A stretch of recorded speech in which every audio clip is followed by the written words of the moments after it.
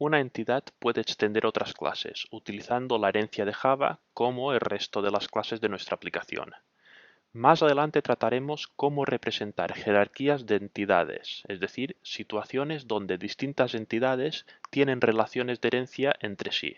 Por ejemplo, una aplicación con entidades vehículo, coche y submarino, donde las entidades coche y submarino son subclases de la entidad vehículo.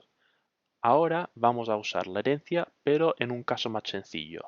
Queremos que una entidad extienda una clase que no es una entidad para heredar algunas propiedades o métodos. Por ejemplo, tenemos una clase ubicación que contiene los campos para poder ubicar en un mapa una localización y una entidad ciudad que extenderá la clase ubicación. A diferencia del ejemplo anterior con los vehículos, ubicación no es una entidad en nuestra aplicación, como si lo era vehículo. No hay ninguna tabla para ubicación.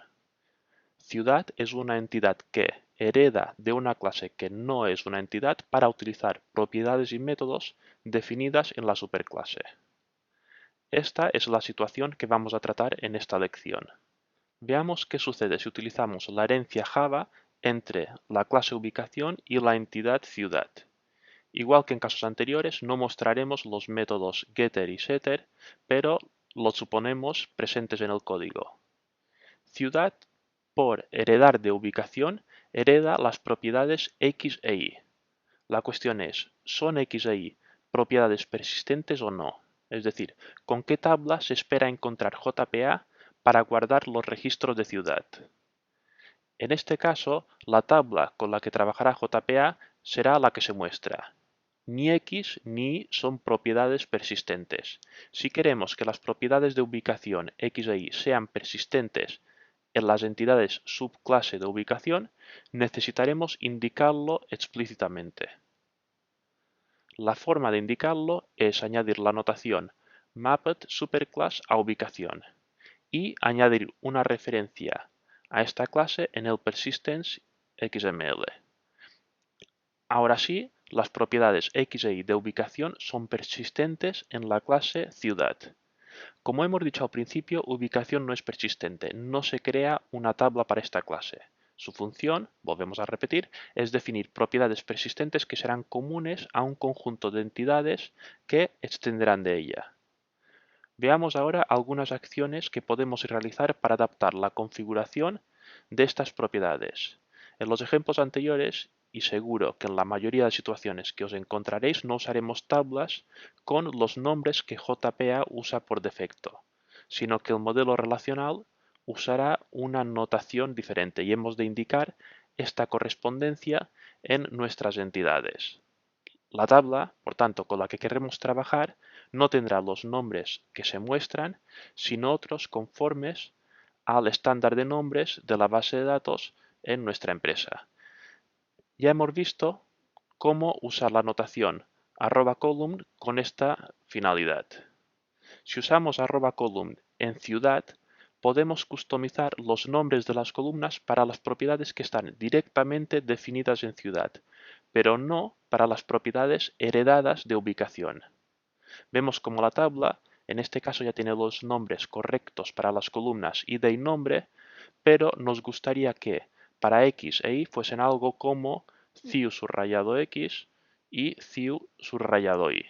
Una primera opción es añadir las anotaciones @column a ubicación. De esta manera, la tabla ya pasa a tener la estructura que queríamos. Un detalle importante que vemos aquí es que cuando ciudad hereda las propiedades de ubicación, hereda también las anotaciones asociadas a estas. Ciudad hereda las propiedades X e Y junto con las anotaciones @column que describen cómo son las columnas para estas propiedades. Pero, como decimos, esta solución tiene un problema. ¿Qué sucede si tenemos otras entidades que heredan de ubicación? Seguramente no estarán interesadas en el nombre de columna que le hemos dado, ya que estas son solo para ciudad. El prefijo ciu lo usaremos para ciudad, pero no para otras tablas. Nos encontramos con que el nombre de la columna, para nuestro caso, no debe estar en la clase ubicación, sino en la clase ciudad. Veamos cómo hacerlo. Nuestra intención es sobreescribir en una entidad los atributos asociados a una propiedad heredada, en nuestro caso la columna a la que se corresponde esta propiedad. El caso más sencillo es el que necesitamos sobreescribir solo una propiedad. Para esto basta utilizar la notación @attribute_override. Veámoslo en acción. Suponiendo que solo queremos cambiar el nombre de la columna para la propiedad X. Es decir, no modificamos por ahora la columna para la propiedad Y. Entonces, en este caso, con attribute override indicamos el nombre de la propiedad cuyo mapping quiero cambiar. En este caso es X. Y después, ¿qué queremos cambiar? En nuestro caso, el valor de @column. Muy bien, ha funcionado. Vemos cómo en la tabla se usa efectivamente few X para la propiedad X. Pero si recordamos, nosotros queremos cambiar tanto la columna para X como la columna para la propiedad Y. Desafortunadamente, en este caso, la solución no es tan sencilla como añadir otro attribute override en ciudad. En la entidad, a nivel de clase, solo puede haber directamente una anotación attribute override y nosotros necesitamos dos. Cuando necesitemos más de una anotación attribute override, debemos agruparlas en una anotación attribute overrides, con ese final, plural. Ya con esta podemos añadir todas las sobrescrituras que necesitemos, tal como hemos mostrado en la página anterior.